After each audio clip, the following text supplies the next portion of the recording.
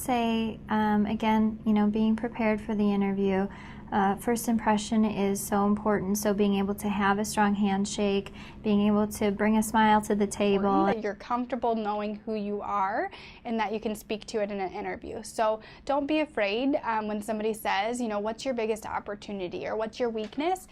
Feel comfortable in knowing what that is. So I think that confidence in knowing who you are and really sharing what you've learned from that experience is really important for me as an employer to really listen to when speaking to my candidates or my students. But also to know yourself and your skill set and come with some strong examples.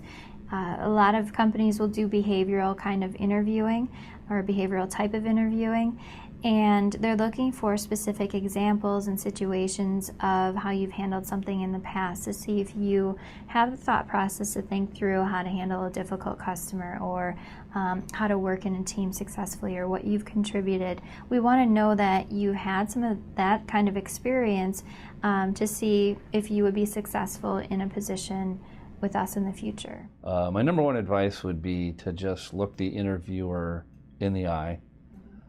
Make good eye contact, show that you're confident. That shows me a lot of things, that if you can do that.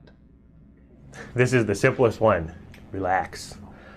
Most of the time when we're doing your interviews, we're just as uncomfortable as you are.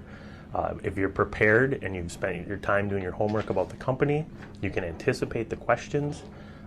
You can be familiar with the type of interviewing style that company uses, and there's nothing to be so worked up about. Just relax.